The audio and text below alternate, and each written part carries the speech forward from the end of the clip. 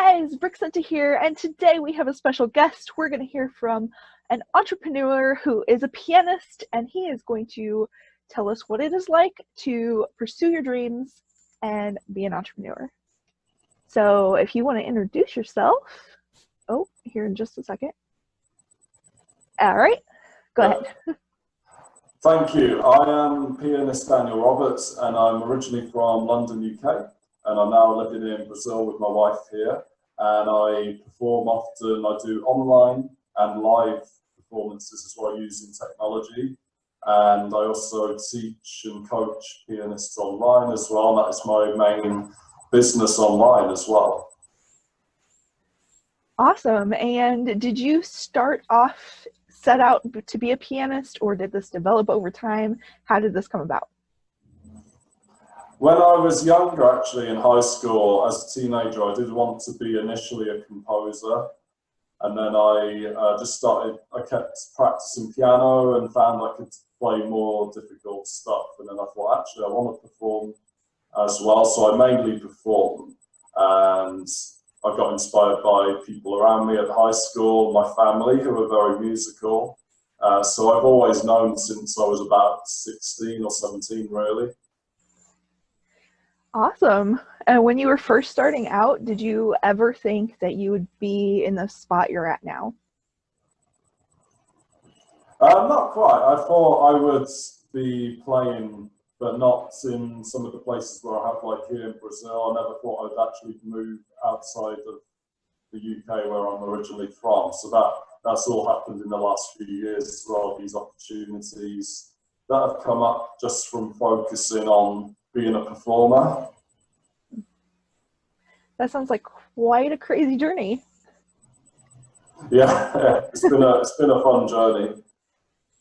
Well, that's awesome. So did you ever think that it would actually be possible to be full-time music? Because I know arts and entertainment are kind of a hard industry to actually start a career with. Was that ever a thought of yours, or were you always just like, this is a must, this is what I'm going to do? Well, people around me told me it's really hard to make a living from. And even though I heard this a lot, and not even people in my music college were saying, I still had that determination that I have. And I'm really working as an independent musician, entrepreneur. And, you know, I found many ways that you can do it full time, being independent and not relying on any. Did you always think that you were going to be full-time music, or was I'm totally blanking on what I'm asking right Something now. about that, wasn't it? Did you always think that you were going to be full-time music, or did you think it was going to be hard to get into, or was it just always a given, like, I must do this? Well, I've always thought that I have to do it. You know, it's the only thing I really wanted to do for a living. And even when people around me, like family and friends, even some people at college, music college where I went to, they said these things, but I've always just been determined to smash through all of those doubting beliefs, really, and just go for it and find ways to work, mostly as an independent musician, so not relying on any organizations or record companies to go further in the career. And why did you choose to do independent as opposed to a record company, per se? Because I like the whole process of the promotion and, you know, making contacts with people. And record companies, I think years ago, used to be the best way to get into the industry, but now we're very fortunate to have the internet and we can make lots of connections fast. And I think the potential for visibility is better than it's ever been in the industry. For sure. And do you think that anybody else with a dream to either be a musician or otherwise, do you think that they can accomplish it, or do you think it takes a certain type of person to be able to accomplish it? Well, I think it's both, really. If they really want to, then they will do whatever they need to do to achieve that goal or dream. And if they, you know, if you have that natural determination as well, you will do it. But I think even if you're not naturally determined, but you really want to do it, I think you'll always find a way. Absolutely. You said that it takes a lot of determination, and you said you had a lot of determination going into it, but there were also negative thoughts. How did you combat all of those negative thoughts and all of those voices saying, this is really hard, you should probably find something practical? I always say when come up and these, you know, you get overwhelmed sometimes by all the information and details you have to go through. I just focus on the end goal again, that feeling of where you want to go to and what it'll be like when you get there, because then you can think you've already accomplished it, and then that will keep you going down the road towards that goal. Do you do a lot with social media in your business? How does that intertwine for you, and how has social media impacted your business? Oh, it's been massive for me, especially in the last 4 or 5 years since live streaming has really become a mainstream thing for lots of people, not just musicians, but lots of creative or other creative kinds of people.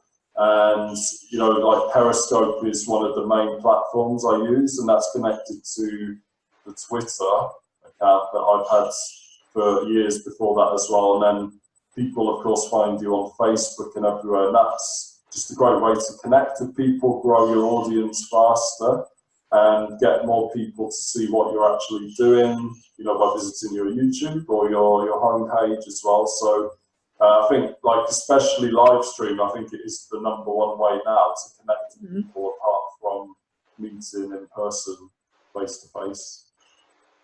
Absolutely. And anybody who's just starting out, do you think that it's kind of a must that they do social media, or do you think it's optional?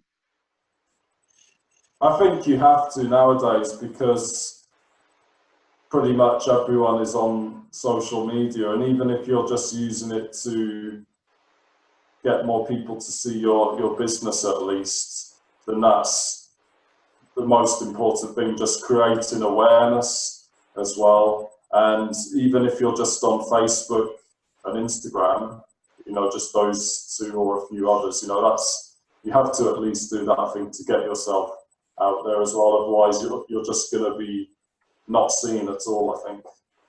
Yeah, for sure. It's definitely a lot harder to get seen nowadays, especially if you don't have social media. Definitely. Yeah. And if somebody is starting out and they don't have their social media, at least not for their business, if they don't have their social media established, where do you recommend starting off for that?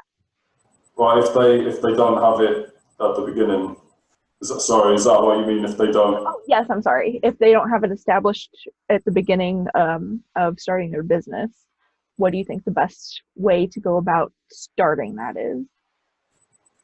Well, I think just starting off with what your mission is, you know, or your purpose for your business, you know, putting that on your Facebook page, you know, having a good cover photo and page photo as well. And then with putting your homepage there and contact details, so at least people can find you online in the beginning to see what you do, and if they can use your service in the future. And what do you think the biggest thing, at least for you, that has caused you to be successful as an entrepreneur? I think one of the main things is when you feel you have to do something, like I need to do that live stream today, but sometimes you don't always feel like it. But then usually when you just go through with it anyway, even if you don't feel 100% ready, you're always, like, something good comes from that. Like someone might support you through your PayPal.me link, or they will purchase you one of your albums, you know, or they'll share you out, and then you reach more people. So, you know, it's always putting the content out there, because the content really is the main thing that will drive people to you as well. I think you actually touched on a really good point. What do you think about, because nowadays it's really easy to get your stuff on the internet. And if you really wanted to, it's really easy to grab somebody's attention by putting something crazy or ridiculous or silly out there. What do you say about if somebody is just trying to get attention, what kind of following they're going to build versus if you're actually putting quality content out there? Well, I think if you're, if you focus on the quality of the content, you'll always post something that people will relate to or resonate with. So then that content will live a lot longer than like the clickbait or crazy stuff, because it's something that's honest from you, is truthful, and people will share that and just keep sharing it for a very long time after you first post it. And then, of course, that will attract more people to your content, and the more quality content you put out, the better. So, okay, even if you just post 3 or 4 times a week, at least, really good content, whether that's video or pictures or sometimes just text, like really deep and meaningful text posts, that can go a lot further in the long run. So you've come a long way in your journey. I think you're successful. I hope you think the same thing. Knowing what you know now, is there anything you would have done differently in your journey of becoming an entrepreneur? It's a good question. I guess I think I would have just focused on building more contacts earlier on as well, instead of just speaking to people when I need something, So, sometimes it's great just to reach out to people and just have a conversation without any agenda in mind or wanting anything, just so you keep those relationships going. And, I think collaboration as well, doing more things like this interview as well earlier on, that could have helped even more as well. So what do you think collaborations such as this do for your career when you're an entrepreneur? It can, of course, I'm going to see, or more people will learn about who I am as well, and then my audience can learn about you as well, and we both share this interview out. So I think collaboration, it's just about coming together and doing something that helps both sides as well. So it's never just about one person, but coming together to impact even more people. Absolutely, I agree. And so my last question is, what piece of advice do you want to give everybody? My piece of advice, I've got lots of them, but I think just keep your goal in mind, really focus on it. Do what you have to do, whether you like to visualize or meditate as well on what you want to achieve. And just remember, it takes a lot of steps. So even if you don't achieve it one day, you're still, you're getting closer to that dream, like further than you were last week or even yesterday as well. If you keep taking action and just doing all the things you need to get to your dream. Absolutely. And I'm going to put all your links in the description box when I post it on YouTube. But is there anything you want to tell everybody about your works that you're doing right now, upcoming shows, how they can see your performances if they want to? Yeah, sure. So I do, like I said earlier, live performances. So if you check out my homepage and see if I'm in a place near your location soon, like in the UK or in Brazil or any other country that I'm aiming to perform at.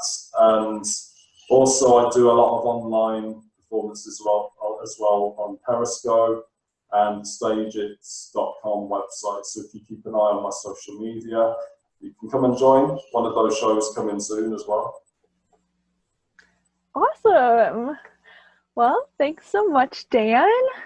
Appreciate Thank your you. time. All right, guys, thank you so much for tuning in. Dan's links will all be in the description box down below. So make sure you expand that description box and follow him because he is an incredible pianist. I think he's one of the best I've heard personally.